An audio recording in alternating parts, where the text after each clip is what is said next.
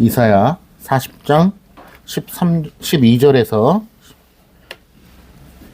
18절 말씀 제가 봉독하겠습니다. 누가 손바닥으로 바닷물을 헤아렸으며 뼘으로 하늘을 쟀으며 땅의 티끌을 대에 담아 보았으며 접시 저울로 산들을 막대 저울로 언덕들을 달아 보았으랴. 누가 여호와의 영을 지도하였으며 그의 모사가 되어 그를 가르쳤으랴. 그가 누구와 더불어 의논하셨으며 누가 그를 교훈하셨으며 그에게 정의의 길로 가르쳤으며 지식을 가르쳤으며 통달의 도를 보여주었느냐. 보라, 그에게는 열방이 통의 한 방울 물과 같고 저울의 작은 티끌 같으며 섬들은 떠오르는 먼지 같으리니 레바논은 땔감에도 부족하겠고 그 짐승들은 번제에도 부족할 것이라.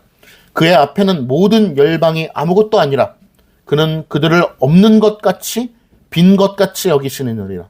그런즉 너희가 하나님을 누구와 같다 하겠으며 무슨 형상을 그에게 비기겠느냐. 아멘. 오늘 하나님 말씀의 제목은 하나님과 피조물 사이의 간격은 너무나 크기 때문에 라는 제목으로 말씀을 전하도록 하겠습니다. 오늘부터 살펴보는 외민 본문의 내용은 웨스트민스터 신앙고백서 제7장의 내용을 살펴보게 될 텐데 오늘은 1항의 내용만 살펴봅니다. 외민 7장의 제목은 바로 하나님의 언약입니다. 하나님의 언약. 하나님의 언약이라고 하는 부분도 매우 중요한 것이죠. 물론 중요하지 않은 부분이 없습니다. 그러나 우리를 향하신 하나님의 작정과 뜻이 또 섭리를 통하여 그 구원이 어떻게 우리에게 이루어지는가, 바로 하나님의 언약의 말씀 속에서 이루어진다라고 하는 개념들을 살펴보게 될 텐데, 이 내용 또한 제가 도입에 써놓았지만 모든 교리와 결국에는 유기적으로 일맥상통하는 내용들입니다. 그렇기 때문에 하나님의 작정과 예정, 섭리를 이해하지 못하고서는 언약으로 넘어올 수가 없는 것이고, 하나님의 완전한 주권과 예정을 우리가 바르게 믿음으로 수납하지 아니한다면 이 언약에 와서도 결국에는 하나님을 오해하게 되는 일이 빈번하게 발생을 하기 때문에 우리가 하나님의 예정과 작정, 창조, 타락 이런 부분들을 바르게 믿음으로 이해하고 수납한 뒤에 하나님의 언약에 대해서도 살펴보는 것이 합당할 것이다. 언약이라고 하는 것은 무엇입니까? 약속이잖아요. 하나님께서 우리를 향하여 무엇을 어떻게 약속해 주셨는가? 그리고 그 약속은 어떠한 차원의 언약인가? 그리고 어떻게 우리에게 적용되는가에 대한 내용들을 우리가 함께 살펴보도록 하겠습니다. 이건 역시 우리에게 풍성한 은혜를 허락해 주실 것이고 우리의 심령을 더욱더 굳세게 해주시는 믿음의 교리인 줄 믿습니다. 자, 하나님의 언약 1항을 한번 같이 한 목소리로 읽어보겠습니다. 시작. 하나님과 피조물 사이의 간격은 너무나 크기 때문에 이성적인 피조물이 마땅히 하나님을 그들의 창조주로 순종해야 하는데도 그들은 하나님께서 무슨 축복이나 상급을 얻어낼 수가 없었고 오직 하나님 편에서 자원하여 베풀어 주시는 은혜로서만 가능하였다. 그런데 그 은혜를 하나님께서 언약을 수단으로 하여 나타내시기를 기뻐하였다. 하나님께서 작정하시고 하나님께서 계획하신 모든 것들을 특별히 우리에게 주시는 귀하고 복된 선물인 구원의 은혜를 언약이라고 하는 수단을 통하여 우리에게 나타내시기를 기뻐하셨다는 것이죠. 그러니까 하나님의 방법론이에요. 하나님의 방법. 예를 들면은 우리가 예배를 통하여 하나님을 알아가고 하나님 앞에 영광 올려드리는 것도 하나님께서 정하신 방법인 거죠. 어떤 사람은 나는 주일마다 드려지는 예배는 거부해. 그러나 하나님 앞에 영광 올려드릴 거야. 하나님을 믿어. 라고 얘기하는 건 성립이 안 되는 겁니다. 왜냐하면 말씀하신 주체를 우리가 인정하지 않는 것이기 때문에 그렇고 내가 피조물로서의 역할을 감당해야 된다는 것을 인정하지 않는 것이기 때문에 어불성설이 되는 것이죠. 앞뒤가 맞지 않는 거예요. 그러므로 우리는 하나님의 이 방법에 대하여 우리는 믿음으로 수납하는 것이 중요한 것입니다. 자, 첫 번째 문장이 오늘 설교의 제목으로 제가 사용을 했는데요. 하나님과 피조물 사이의 간격은 너무 크기 때문에. 제가 이 주보에 제가 페이퍼에 이제는 간극이라는 단어도 썼습니다. 간격이라고 하면은 어떤 물리적인 그 간격을 의미하는 것이 있고, 또 간극 하면은 어떤 정도의 차이, 이런 국어 사전적 낱말의 의미 차이가 있는데요. 하나님과 우리 사이에는 간극이 너무나 크다라고 오늘 외민이 고백하고 있습니다. 그런데 하나님과 우리 사이의 간격은 도대체 얼마나 큰 것일까요? 한번 우리가 질문해 본다면 이것에 대해서도 명확한 답변을 할 필요가 있는 것이죠. 만약에 하나님과 우리가 그저 그런 우주 끝에서 우주 끝에 언젠가는 도달할 수 있는 정도의 물리적 거리다, 언젠가는 하나님을 우리가 알 수 있다라고 하는 차원에서 본다면 결국에는 알미니우스주의로 흘러갈 수밖에 없기 때문에 그렇습니다. 인간도 무슨 역할을 해야, 인간도 결국 공로가 있어야, 무언가를 열심히 해야 하나님을 알 수 있고 구원을 이루어낼 수 있다라고 하는 의식 속에서 결국 하나님을 바라보게 되기 때문에 이 하나님과 우리 사이의 간극이 도대체 어느 정도냐라고 하는 것을 바르게 받아들이는 게 굉장히 중요하다는 것이죠. 오늘 보면 우리가 그토록 강조하는 이 오늘 1항의 중간에 보면 무슨 축복이나 상급을 얻어낼 수가 없었고 라는 단어가 나오잖아요. 상급, 우리는 너무나 익숙한 단어 아니겠습니까? 결국에는 하나님과 나 사이에 우주 끝에서 우주 끝까지 그래도 언젠가는 몇만 광년에 가면은, 몇십만 광년을 빛의 속도로 가면은 도달할 수 있는 거리다라고 여겨진다면 결국에는 이 상급론이 인간을 지배할 수밖에 없는 것입니다. 공로 의식이 우리를 지배할 수밖에 없는 거예요. 인간도 0.01%는 그래도 무언가를 해야 하나님이 우리에게 역사를 해주시지라고 하는 의식 속에서 하나님을 믿게 되니까 결국에는 어떻습니까? 처음에는 아닌 것 같지만 하나님의 전능성이 깨지는 것이고, 하나님의 온전하신 영광성이 깨지는 거고, 하나님의 예정과 주권이 깨지는 거예요. 그러니까 칼빈주의냐 알미니우스주의냐라고 하는 것은 그저 조금 다른 신학의 내용이 아니라 이것은 완전히 다른 것이죠. 우주 끝에서 우주 끝으로 다른 정도가 아니고 완전히 건널 수 없는 강이 되는 것입니다. 자, 그러면 하나님과 우리 사이에는 간격이 너무나 크다고 하는데, 하나님과 피조물 사이의 간격은 너무나 크다고 하는데 어느 정도로 크냐? 바로 제가 가상의 일자를 한번 그어볼게요. 이쪽은 하나님이고 이쪽은 인간이에요. 피조물이에요. 뭐냐? 쉽게 얘기하면 평행선을 달리는 거예요. 우리가 하나님을 알래야 도저히 알 수가 없고, 하나님을 발견할래야 발견할 수가 없는 것입니다. 도저히. 그래도 세상을 바라다 보면 하나님을 언젠간 발견할 수 있지 않을까요? 라고 하는 차원은 우리는 배격하는 것입니다. 그런 차원에서 우리는 창조과학회라고 들어보셨죠?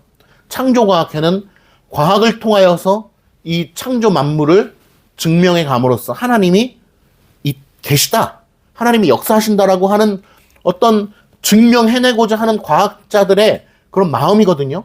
그러니까 어떻게 보면 참 칭찬하고 싶은 그런 모임이에요. 그러나 어떤 차원에서는 우리가 그걸 배격해야 되냐? 하나님을 우리가 증명해낼 수 있다라고 하는 차원에서는 배격을 해야 됩니다. 우리는 절대 하나님을 증명할 수가 없어요. 하나님을 찾을 수가 없습니다. 0.1%는 그래도 찾을 수가 있지 않을까요? 그렇지 않다라고 하는 것을 분명하게 못 받고 시작하지 아니하면 성경관 자체가 뒤틀려 버리기 때문에 결국 우리는 우리가 인생의 여정을 통하여, 순례자의 길을 통하여 하나님을 찾아가는 나그네로서의 인생을 살게 된다라고 하는 그릇된 신앙이 우리 안에 자리 잡게 되는 것입니다. 그러므로 창조과학회의 우리 과학자들의 그 수고는 참으로 참 칭찬하고 아름다운 일이지만, 인간의 노력으로 하나님을 찾을 수 있다라고 하는 것은 지극히 잘못된 것이다 라고 하는 의식을 우리가 분명히 가져야 되는 것입니다. 사람들은 여러 가지 시도를 통해서 하나님을 찾고자 합니다. 철학적 사고방식을 통해서 하나님을 찾으려고 하고, 종교 의식을 통해서 하나님을 찾으려고 합니다. 또 이 세상의 사회과학은 어떻습니까? 극거시 세계로, 즉 우주로 날아가서 우주를 탐험하면서 무언가 이 세상의 원리를 알아내려고 노력합니다. 그래서 우주를 바라보면서 하나님의 창조를 깨달으려고 하고, 또 때로는 반대로 극미시세계로 현미경을 계속 개발해서 계속해서 가장 작은 입자들을 찾아내는 것이죠. 땅을 파내고 또 그것을 연구하고 생물을 연구하고 분자를 연구하고 더 작은 입자들을 찾아내므로 말미암아 인간을 정복하려고 하는, 이 세상을 정복하려고 하는 의지가 사람들에게 있습니다. 그것은 바로 본질적인 사람의 특징인 것이죠. 이 세상을 탐구함으로 말미암아 무언가 세상의 끝을 알아내려고 하는 것이죠. 우주의 끝이 어디일까? 가장 작은 원자의 끝은 어디일까라는 것을 알아냄으로써 하나님을 찾고자 하는 인간의 본성이 있는 것입니다. 그러나 그 어떠한 노력에도 우리는 하나님을 증명할 수 없고 하나님을 찾을 수 없다라고 하는 것이 바로 성경의 가르침인 것입니다. 거듭나고 중생한 자의 어떤 새로운 차원에서의 하나님을 발견하게 되는 것도 결국 하나님께서 우리로 하여금 자기 자신을 드러내셔서 계시해 주시기 때문에 우리가 하나님을 알 수 있는 것이지, 내가 노력해서 하나님을 알 수 있는 것은 조금도 없다라고 하는 것입니다. 그러므로 인간은 하나님이 누구인지 알 수 없다. 그리고 하나님을 절대로 찾을 수 없다라고 하는 것입니다. 그래서 창세기 1장 1절에는 우리에게 뭐라고 말씀하고 있냐? 태초에 하나님이 천지를 창조하시니라 라고 선언하고 있는 것입니다. 성경은 절대로 하나님의 존재에 대하여 우리에게 증명하거나 논리적으로 설명하거나 우리를 설득하고 있지 않다. 어떻게 하고 있냐? 전제하고 있다는 것입니다. 태초에 하나님이 천지를 창조하시니라. 하나님의 존재에 대하여 이미 전제하고 들어가는 겁니다. 그렇기 때문에 크리스천으로서의 삶을 시작하는 사람의 특징은 무엇입니까? 성경을 연구해서 알고 이해하면 믿을게요 라고 하는 것이 성립되지 않는 것이고, 먼저 성령의 조명하심 가운데 믿음을 불어넣어 주시고 그 다음에 성경을 통하여 하나님을 알아가게 되는 것입니다. 그러니까 믿음 가운데 하나님을 아는 참된 지식이 우리에게 덮어짐으로써 그 믿음이 구체화되고 굳건하게 되고 더욱더 풍성한 은혜를 누리게 되는 것이죠. 그래서 우리는 이 간극이 너무나 크다라고 하는 것의 의미를 분명하게 알아서 우리 하나님께서 은혜를 베풀어 주시는 방식으로 우리에게 계시해 주셔야만 알 수 있다라고 하는 것을 깨달아야 된다라고 하는 것입니다. 그렇지 않으면 어떻게 되냐? 계속해서 상급론으로 가는 거예요. 상급론 맞죠? 우리도 상급론을 이야기하니까요. 그러나 그 상급에 대해서 자꾸 인본주의적인 상급으로 열심히 하게 되는 것이죠. 제가 이제 목요일에 요양원을 3군데 들어가거든요. 근데 이게 참 하나님께서 은혜를 주셔서 참 사명과도 잘 연결이 되게끔 저를 인도해 주시는 것 같아요. 그 중에 두 번째 들어가는 곳의 요양원의 원장님이 전도사님이세요. 전 전도사님이시죠. 지금은 요양원만 운영하시니까. 근데 순복음교회 전도사님이세요. 순복음교회 전도사님이 아주 저를 잘 대우해 주시고, 목사인 걸 알기 때문에 대우해 주시고 저를 존중해 주시고, 그리고 그곳에서는 시작할 때 기도로 시작합니다. 제가. 그리고 어르신들 축복해 드리고 또 용기를 드리고, 그리고 찬송을 한 3곡 정도 인도를 합니다. 제가. 그리고 이제 끝나면서 다시 한번 축복의 기도해 드리는 건 좋은 거니까 다시 한번 어르신들을 위해서 기도하고, 그곳에서 일하는 요양사 선생님들도 얼마나 힘든지 몰라요. 요양사 선생님들 위해서 기도해주고, 또 사회복지사 선생님 위해서 기도하고, 원장님 위해서도 기도하고 하는데, 우리 개혁주의라고 해서 뭐 축복하여 주옵소서 이런 말을 안 하는 게 아니잖아요. 당연히 하나님 축복하여 주세요라고 기도한단 말이에요. 기도합니다, 제가 그렇게. 하나님 이 땡땡 요양원을 축복하여 주시고 힘을 주시고 지혜를 주시고 우리 어르신들 축복하여 주시고, 그러면요 우리 원장님이 정말 큰 소리로 아멘을 외치십니다. 아우 정말 놀라워요. 부흥회 같아요. 정말 축복하여 주시고 그럼 아멘 그러면서 외치죠. 나쁜 거 아니죠. 하나님께서 축복해 주시기를 원하는데요. 그런데 문제는 그 축복에 대한 개념을 바르게 우리가 이해하지 못한다면 어떨까요? 그러면 문제가 생기는 거예요. 그게 그렇게 크게 큰 문제가 생길까요? 큰 문제가 생깁니다. 왜? 하나님을 하나님 되지 않게 왜곡되게 이해하기 때문에. 그러니까 내가 믿는 게 알고 보니까 하나님이 아니야. 그럼 큰 문제잖아요. 나는 이런 분이 하나님이라고 알고 믿었는데 축복해달라고 했는데 알고 보니까 하나님은 그런 분이 아니셔. 그럼 어떻게 돼요? 이건 나폴레옹보다 더 심각한 거예요. 이산이 아닌가비요? 이거보다 더 심각한 문제가 된단 말이에요. 그렇기 때문에 하나님을 바르게 알고 바르게 이해하고 우리가 받아들이는 것은 대단히 중요한 문제다라고 하는 것을 인식을 가져야 돼요. 그래서 참된 하나님의 백성들은 하나님을 바르게 아는 것에 대하여 계속해서 관심을 가질 수밖에 없고 하나님께서 그런 은혜를 주시는 줄 믿습니다. 그런 차원에서 우리 사랑가득교회가 정말 영종도의 대안이다. 저는 그렇게 생각을 하고 그런 차원에서 우리 개혁교회 교인들은 정말 더 열심히 전도를 해야 되고 더 열심히 복음을 전해야 되고 더 열심히 하나님을 알아가는 지식에 더욱더 깊게 우리가 나아가야 되는 줄 믿습니다. 예, 그래서 이제 오늘 본론으로 나가보려고 하는데요. 한번 주보 4페이지 한번 보시겠어요? 페이퍼. 창조자와 피조물 사이의 간극이라고 나와 있습니다. 1번에 1번 보시면 죄인이 자기의 죄를 부인하는 것. 죄인인데 나는 죄인 아니에요 라고 얘기하는 거, 이거 정말 큰 죄죠. 그 다음에 자기의 타락한 상태에 대한 사실을 부인하는 것, 그러니까 전적 타락을 부인하는 것, 큰 죄입니다. 그럼 어떻습니까? 알미니안주의는 문제가 되는 거죠. 전적 타락을 인정하지 않잖아요. 펠라기우스주의 어떻습니까? 인간의 유동성을, 인간의 어떤 역할을 강조한단 말이에요. 그렇기 때문에 문제가 되는 것인데, 그보다 더 악한 것은 무엇이냐? 제가 괄호쳐놨는데 바로 피조물로서의 존재를 부인하는 겁니다. 우리는 피조물이잖아요. 피조물이라고 하는 개념 자체가 어떻습니까? 하나님께서 만들어 주셔야만 존재하는 것이고 하나님께서 우리를 유지 보존해 주셔야만 존재할 수 있는 거란 말이에요. 그러니까 하나님의 은혜의 보존과 은혜의 그 유직해 하심이 아니고선 우리는 먼지란 말이에요. 먼지. 소멸되는 존재예요. 아무것도 아닌 것이죠. 이 땅에 떨어져 있는 띠끌, 저 불타면 없어지는 저 장작과도 비슷한 존재인 겁니다. 없어지는 거예요, 그냥.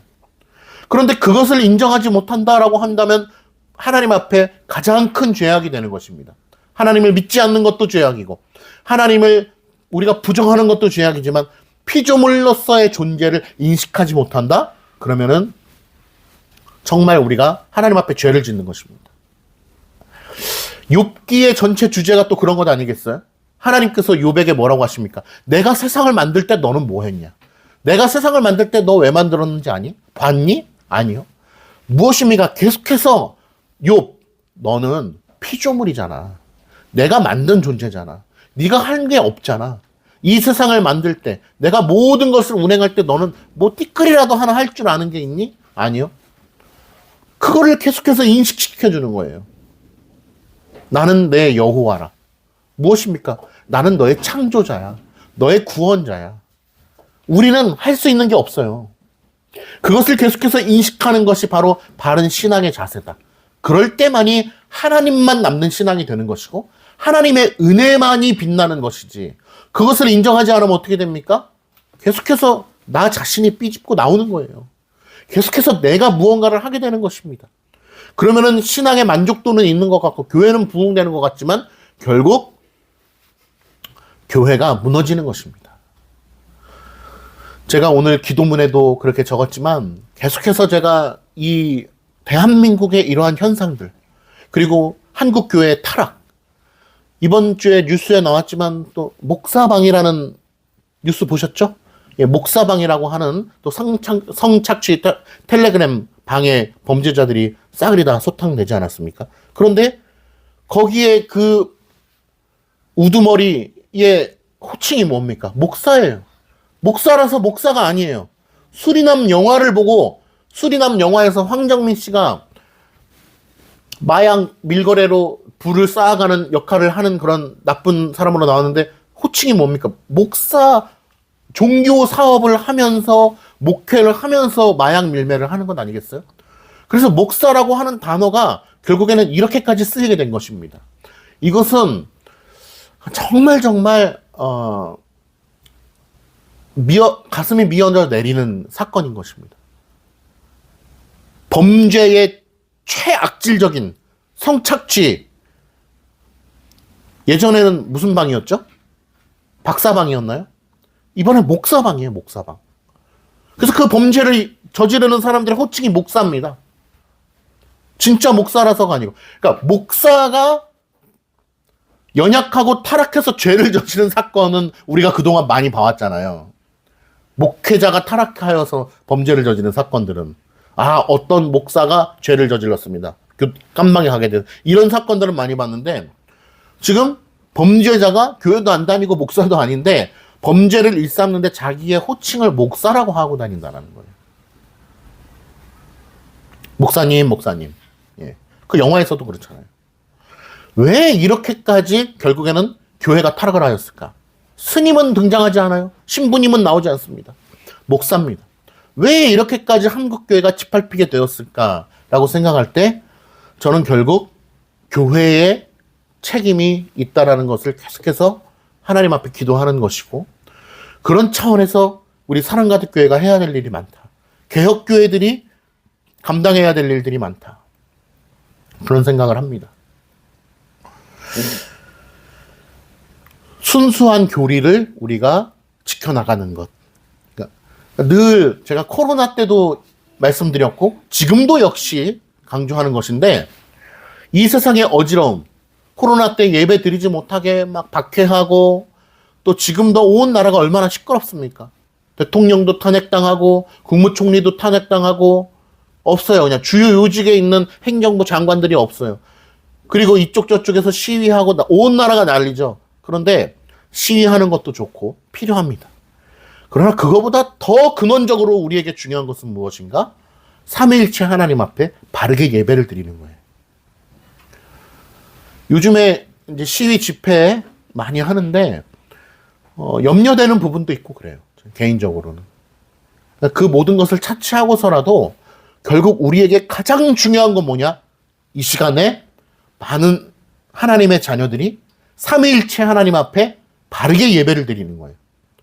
그리고 나서 그 이후에 우리의 삶을 살아가야 되는 것입니다. 그런데 우리는 연약하여서 다른 어떤 것에 휩싸이게 되면 삼위일체 하나님 앞에 바르게 예배 드리는 것에 대해서 등한시 여기는 모습을 보이는 것이 인간의 본능이기 때문에 그것이 염려가 되는 거예요.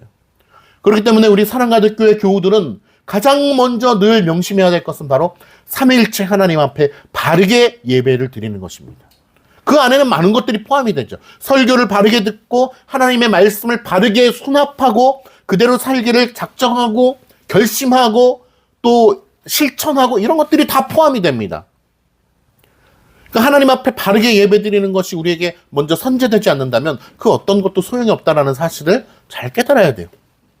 1번에 2번 보시면 인간의 기본적인 불경건은 그가 자신을 하나님으로부터 독립되어 있는 것으로 생각하는 것이다. 가장 불경건한 것 중에 하나는 바로 하나님으로부터 우리는 따로 살 수 있다라고 여기는 거예요. 독립되어서 무언가 가능하다라고 여기는 것입니다. 그래서 제가 계속해서 강조하는 것은 하나님께 의탁된 상태로서의 존재, 하나님께 의탁된 상태로서의 어떠한 믿음을 얘기를 하는 것입니다.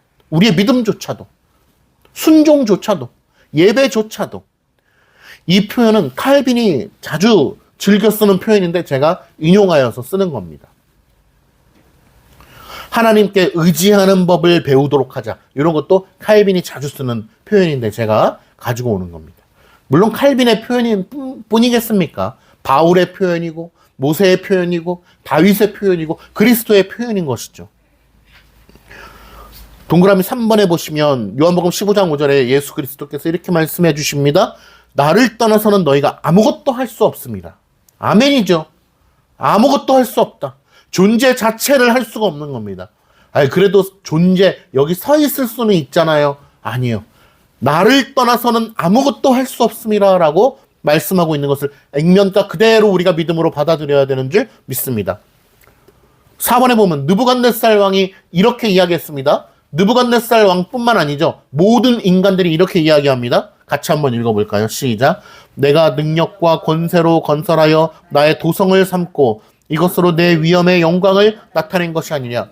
내가 그래도 이걸 한 거 아니냐라고 자신의 공로를 드러내는 거예요. 하나님의 은혜 인정해요. 하나님 계시다는 거 알아요. 하나님 능력의 하나님인 거 알아요. 그러나 그래도 내가 이거는 한 건 아니냐라고 하는 의식이 우리 안에 끊임없이 생기는 것입니다. 이것이 얼마나 무서운 것인가를 알아야 돼요. 어떻게 보면 하나님을 전적으로 부인하는 불신자보다도 무서울 수 있다. 왜? 교묘하게 결국에는 하나님의 전능성을 깨뜨려버리기 때문에 그래요.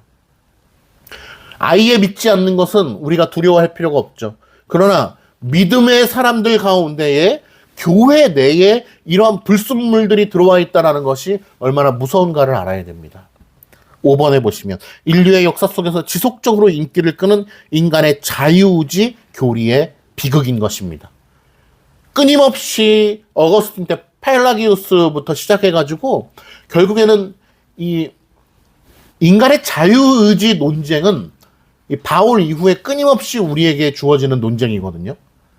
우리는 어떻게 이야기합니까? 인간에게 자유의지가 있다 없다? 없다는 거예요. 우리에게 자유의지가 어디 있어요? 채훈이 자유의지가 있어?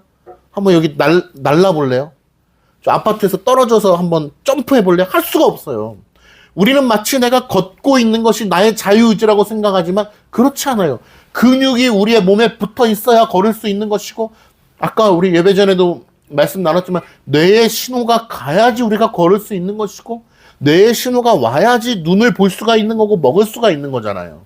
그런데 우리는 마치 내가 스스로 할 수 있는 것이냐 생각하는 그 교만함, 마치 하나님이 안 계셔도 독립적으로 서 있을 수 있다고 생각하는 그 불순함이 우리에게 늘 있다는 것입니다.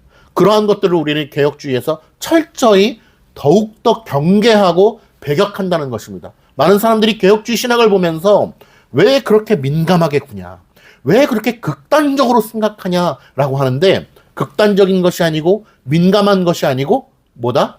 보수적인 것이다. 난간 위를 뛰어노는 어린아이를 보면서 우리가 내려오게 한단 말이에요. 근데 그 아이가 아유 내가 밖으로 떨어지지만 않으면 되지 뭐 그렇게 걱정이 심하십니까? 왜 그렇게 민감하게 하십니까? 라고 이야기하는 게 안 되는 것 아니겠어요? 그 아이를 난간으로부터 내려오게 하는 것이죠. 왜? 떨어질 가능성이 있기 때문에, 위험성이 있기 때문에 그런 것입니다. 우리의 전적 타락, 우리의 연약함을 생각한다면 우리는 늘 안전 펜스를 침으로 말미암아 말씀 가운데 우리가 위로받고 말씀 가운데 안전하게 갈 수 있도록 말씀으로 우리를 건강하게 하는 것이죠. 그것의 최고의 신학이 무엇이냐? 개혁주의 신학이고, 개혁주의 신학은 왜 그러면은 가장 바른 신학이냐? 하나님의 온전하신 은혜를 갈구하는 신학이기 때문에 그래요. 내 의지, 내 공로, 그것이 아니라. 다음 페이지 보겠습니다. 언약 개념의 오해입니다. 개혁주의 신학의 교회들 안에서도 이 언약의 개념을 오해하는데요. 자, 이제 다음 주부터 좀 구체적으로 보게 되겠지만, 하나님께서 성경 말씀을 통하여 우리에게 보여주신 언약이 두 가지가 있습니다. 첫 번째는 행위 언약입니다. 행위 언약은 무엇이냐? 너 이렇게 해. 그러면 내가 이렇게 해줄게 라고 하는 조건절이 붙는 것이죠. 행위 언약입니다. 누구에게 주어진 것이냐? 바로 인류의 대표인 아담에게 부과된 하나님의 언약의 말씀인 것이죠. 그 내용은 무엇입니까? 생명나무를 먹게 되면 영원히 살게 될 것이고, 선과 악을 알게 하는 나무를 따먹게 되면 너는 정령 죽으리라 라고 하신 하나님의 말씀입니다. 그것이 바로 약속의 말씀이요 언약인 것이죠. 우리는 그것을 편의상 성경에는 그런 단어가 나오지 않지만 무슨 언약이라고 부르냐? 행위 언약이라고 부릅니다. 왜냐하면 이렇게 하면 반드시 죽는다라고 말씀하셨고 조건절이 붙었기 때문입니다. 두 번째 언약은 무슨 언약이 있냐면 은혜 언약이 있습니다. 은혜 언약은 뭐 꼭 한 군데서만 우리에게 주어지는 언약은 아니지만은 우리가 에스겔 말씀을 통해서도 아주 수십 차례 제가 말씀을 드렸던 것처럼 나는 너의 하나님이 되고 너는 내 백성이 되리라 라고 하는 하나님의 말씀에 그 내용들이 우리에게 은혜 언약으로 주어진 것입니다. 그러면 은혜 언약은 뭐 어느 특정한 한 군데만 나오느냐? 그건 아닙니다. 전체 성경을 통하여 우리에게 매우 자주 주어지는데 가장 우리가 유명하게 알 수 있는 말씀은 무엇입니까? 십계명의 말씀 서두에 나는 너희를 애굽으로부터 구해낸 너의 여호와 하나님이니라 라고 우리에게 선언해 주시는 것이죠. 그러니까 우리를 구원해 주시는, 우리를 붙잡아 주시는, 우리에게 은혜를 베풀어 주시는 하나님이시다라고 하는 것을 우리에게 약속의 말씀을 통하여 주시는데, 그 언약을 우리가 편의상 뭐라고 부르냐? 은혜의 언약이라고 부르는 것입니다. 그래서 언약은 두 가지가 있다. 행위 언약과 은혜 언약이다라고 하는 것이고, 여기서 이제 중요한 개념이 뭐냐면 이 두 가지 언약 모두 다 우리는 무슨 언약이라고 부르냐? 은혜 언약이라고 부르는 것입니다. 왜냐하면 이제 그 내용을 살펴보게 되는 것인데, 행위 언약 자체도 하나님께서 결국 이루시는 거고, 은혜 언약 자체도 결국 하나님께서 약속하시고 하나님께서 이루시는 것이기 때문에 그렇습니다. 이 내용을 명확하게 말할 수 있는 교리는 바로 개혁주의 교리밖에 없다라고 하는 것입니다. 자, 5페이지 2번에 1번 보실게요. 언약을 둘 또는 그 이상의 사람들 간의 협정으로 묘사하는 경우가 있기 때문에 오해한다는 거예요. 이런 생각은 마치 각 당사자가 같은 조건, 같은 위치에서 하나님과 사람이 동등한 당사자인 것처럼 주장하게 되는 위험이 따른다는 것입니다. 언약, 약속이라고 하면 우리는 보통 어떻게 해요? 채훈아, 우리 학교 갈 때 아침 몇 시에 만나자, 이 약속을 생각하잖아요. 근데 하나님께서 우리에게 해주신 약속이 마치 그와 비슷한 것처럼 보이나, 아담, 너 이거 따먹으면 죽을 줄 알아? 정령 죽을 거야? 라고 한 약속이 마치 아담과 동등한 위치에서 하나님이 약속한 것처럼 보이나 그렇지 않다라고 하는 것을 우리가 말하는 것입니다. 하나님께서 약속하신 것이고, 하나님께서 그것을 정하신 것이고, 하나님께서 그것을 이루시는 것이다. 은혜 언약도 마찬가지입니다. 너희는 내 백성이 되고 나는 너의 하나님이 되리라 하는 그 은혜 언약의 내용을 하신 분도 하나님이요, 지키시는 분도 하나님이요, 이루어 가시는 분도 하나님이요, 완성케 하는 분도 하나님이시기 때문에 그 모든 것은 결국 은혜의 언약이라고 우리가 부르는 것이 가장 합당하다라는 것이고, 은혜의 언약 아래서 그것을 풀어야 되는 것입니다. 그렇지 않으면 그 언약의 내용이 이해가 될 수 없는 것이기 때문에 그래요. 동그라미 2번, 하나님과 피조물 사이의 간격은 너무나 크기 때문에 오늘의 주제죠. 우리가 위 1번과 같은 그러한 생각을 품는다고 하는 것은 도저히 있을 수 없는 일이다. 마치 하나님과 인간이 동등한 위치에서 오케이, 하나님 약속하기예요, 이렇게 약속하는 거예요 라고 이야기하는 것. 그러니까 보세요. 우리가 십계명에도 보면은 내 부모를 공경하라, 그리하면 뭐라고 그러죠? 이 땅에서 장수하리라고 하는 약속의 말씀을 해주시잖아요. 그러면 우리는 계속해서 그런 생각을 하는 거예요. 아유, 우리 그럼 나 효도했는데 그러면 100살까지 살아야 되는 거 아닌가? 아, 뭐 했는데 나 이렇게 주셔야 되는 것 아닌가? 이러한 어떤 인과관계적으로 생각을 하다 보니까 결국 하나님과 내가 동등한 것처럼 생각을 하게 되는 것인데, 그렇지 않다는 거예요.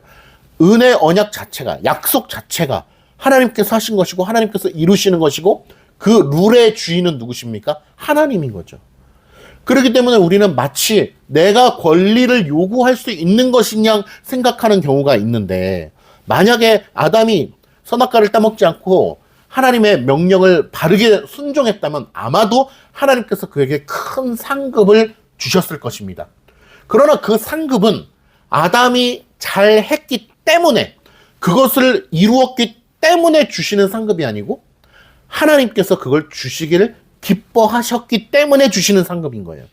그런 차원에서 오늘 말씀의 결론처럼 나는 내 방패요 지극히 큰 상급이니라, 하나님이 우리의 지극히 크신 상급이 되신다라고 하는 창세기 15장 1절의 그 말씀이, 우리는 인본주의적 상급론으로 흘러가는 것이 아니라, 아, 하나님께서 우리에게 주시고자 하는 자에게 은혜를 주시고 상급을 주시고자 하는 자에게 상급을 주신다라고 하는 하나님 중심 사상으로부터 출발하여서 우리에게 주어지는 은혜라고 하는 차원에서 그 상급을 이해해야 되는 것이죠. 그렇지 않으면 우리는 하나님을 오해하게 되는 것입니다.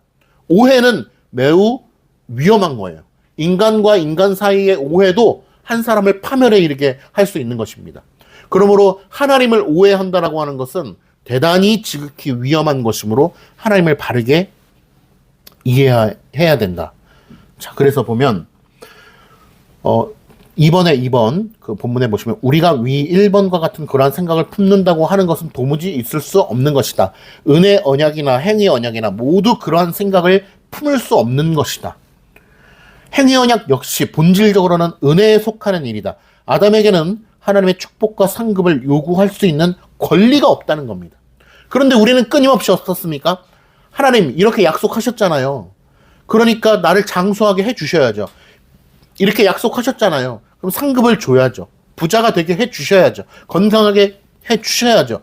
어떤 것을 마치 요구할 수 있는 양 요구한다는 것입니다. 그러나 맨 밑에 보시면 누가복음 17장 10절의 말씀 한번 같이 읽어볼게요. 시작. 이와 같이 너희도 명령받은 것을 다 행한 후에 이르기를 우리는 무익한 종이다. 우리가 하여야 할 일을 한 것뿐이다. 어떤 사람이 하나님의 모든 뜻을 행하였다 할지라도 그는 마땅히 해야 할 일을 한 것이기 때문에 여전히 무익한 종이라는 것입니다. 우리가 무언가를 요구할 권리가 있는 게 아니에요. 아담이 하나님의 축복을 요구할 권리가 있는 것이 아닙니다. 하나님께서 주시고자 하는 자에게 주시고 거두고자 하는 자에게 거두시는 것입니다.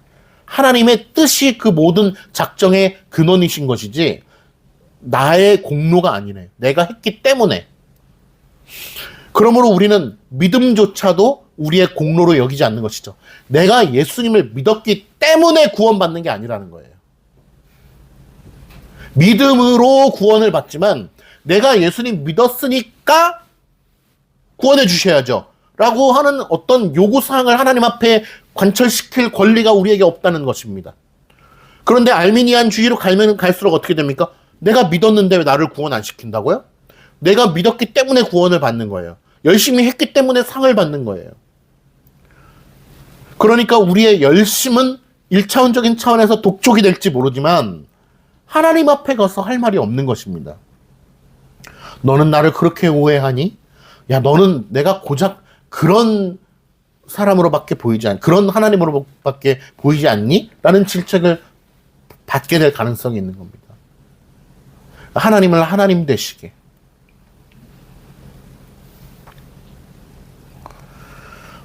주보 6페이지에 보시면 3번에 언약의 바른 이해. 하나님께서 다른 사람들과 맺으시는 모든 언약은 주권적이시고 또한 은혜롭다. 그래서 우리는 그걸 은혜의 언약이라고 부르는 것입니다. 사람의 뜻으로 된 것이 아니라 하나님의 뜻에 의하여 되어진 것이다. 그 관계로 말미암아 피조물만이 유익을 얻고 창조자는 아무리 유익이 없어요. 창조주이신 하나님께서는 유익이 없으세요. 그렇게 한다고 해서. 근데 마치 우리는 하나님도 내가 그렇게 해줘야 좋잖아요 라고 하는 그러한 엉뚱한 소리를 하면서 하나님을 협박하는 그런 믿음의 사람이 돼서는 안 되겠죠.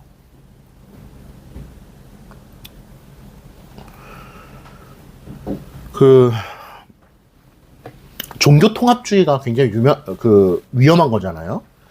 WCC라든지 더 나아가서는 WEA라든지 결국에는 그런 것 자체를 사실 안 하는 게 좋은 건데 뭐 연합 예를 들면 뭐 필요에 의해서 할 수는 있겠죠. 뭐 서울시 무슨 기독교 연합회, 교회 연합회 여기도 있거든요. 영종도도 있는데 결국에는 그런 걸 안 하고 바르게 교회가 삼일체 하나님 앞에 예배를 드리고 노회 안에 소속돼 있고 노회의 지도를 받고 치리를 받고 그게 가장 좋은 건데 이제 계속해서 연합회를 만듭니다. 연합회를 만들다 보면은 결국에는 그 끝은 종교 통합주의로 갈 수밖에 없기 때문에 그래요. 이것도 많은 사람들은 왜 이렇게 극단적이냐 이렇게 얘기를 할 텐데 제가 연구해본 결과 그렇습니다. 결국 연합회는 연합을 하기 때문에 한기총이라든지 한장총이라든지 뭐 그런 걸 하다 보면은 결국 그 안에 누구든 다 들어오게 돼 있어요. 그러다 보면은 인정을 해줄 수밖에 없어요. 예를 들면 여자 목사를 인정해 준다든지. 제가 개인적으로는 이 지역의 기독교 연합회를 하지 않는 첫 번째 이유는 여자 목사입니다. 왜냐면 거기에 들어가기 의왕시에 기독교 연합회가 있거든요. 뭐 들어오라고 막 얘기를 했었는데 들어가게 되면 뭐가 있냐면 여자 목사가 있어요. 무조건. 그러면 그들에게 목사님이라고 불러야 됩니다. 스님에게는 스님이라고 부르듯이 목사님으로 불러야 돼요. 그들과 교제를 해야 돼요. 이게 문제가 되는 거예요. 결국 여자 목사는 결국 동성애에 가게 돼 있고 결국 종교 통합주의로 가게 돼 있어요. 또 우리 아들이 그런 좋은 통찰력을 하나 준 게 있는데 뭐였냐면 목스님이라고 들어보셨어요? 목스님? 목사님이 아니고 목스님 들어보셨어요? 못 들어보셨을 거예요. 왜냐하면 저희가 만든 단어이기 때문에 가정 경건을 하면서 그런 얘기가 나왔었어요. 목스님, 좋은 통찰력이다. 그래서 제가 현 시대를 비판하는 차원에서 그 단어를 써야 되겠다. 뭐냐? 그거 아시죠? 핸드폰 하러 가면은 SK텔레콤만 하는 데가 있고 KT만 하는 데가 있어요. 그런데 요즘에 어떻습니까? SK텔레콤도 하고 KT도 하고 LG U+도 하고 다 하는 겁니다. 고객님 어떻게 SK로 하시겠어요? KT로 하시겠어요? LG로 하시겠어요? 아이폰으로 하시겠어요? 갤럭시로 하시겠어요? 골라보세요. 요즘에 종교 통합주의가 이와 같다는 거예요. 지금은 그런 곳이 없지만 종교 통합당이라고 해가지고 결국에는 우리 예배당으로 오세요. 우리 예배당은 왼쪽으로 들어가시면 여기는 불공을 드릴 수 있는 곳이고 오른쪽으로 들어가시면은 예배를 드릴 수 있는 곳입니다. 저는 그 모든 것을 관할하는 목습니다. 이렇게 하는 날이 올지도 모르겠다. 이건 제가 유머지만 올지도 모르겠다. 왜? 이미 그러한 것들이 시작되고 있기 때문에. 종교 통합주의가 WCC만 보더라도 어떻습니까? 한국의 대형 장로교회가 그곳에 들어가 있잖아요. 그곳에서 기도하는 기도문의 내용을 보세요. 부처님이여, 무슨 천지신령님이여, 무슨 누구시여, 그리고 하나님이시여, 우리의 기도를 들어주옵소서. 이게 말이나 되는 것입니까? 그러나 그런 것들이 아주 자연스럽게 행하여지고 있고, 그리고 기장 측에 가면 어떻습니까? 저쪽 수유리 쪽에 가면은 대표적인 절에서 석가탄신인 날 교회에서 현수막을 달아줍니다. 부처님의 탄생을 축하합니다. 그 크리스마스 때는 그 절에서 현수막을 크게 달아주면 예수님의 탄생을 축하하고 함께 기뻐합니다. 시민들이 어떻습니까? 박수칩니다. 역시 저 절과 저 교회는 진짜 좋은 절이고 좋은 교회야. 서로를 인정해줘. 서로를 인정한다는 건 무엇입니까? 결국 통합주의죠. 산 꼭대기에서는 결국 다 만나는 거야. 명칭이 다른 거야. 라고 이야기하는 것입니다. 그러니까 목스님이 나올 때가 이제는 머지 않았어요. 저는 신학교도 나왔고 또 출가도 했습니다. 그런 날이 머지 않았다. 그런 것을 우리가 배격하기 위해서는 어때야 되는가? 결국 엄밀한 이 순수한 교리의 신앙으로 우리를 계속해서 다잡아가고 하나님을 바르게 알아가는데 힘써야 된다. 그런 차원에서 우리 사랑가득교회가 또 우리 모두가 사용되어지는 놀라운 은혜가 있기를 간절히 바랍니다. 기도하겠습니다.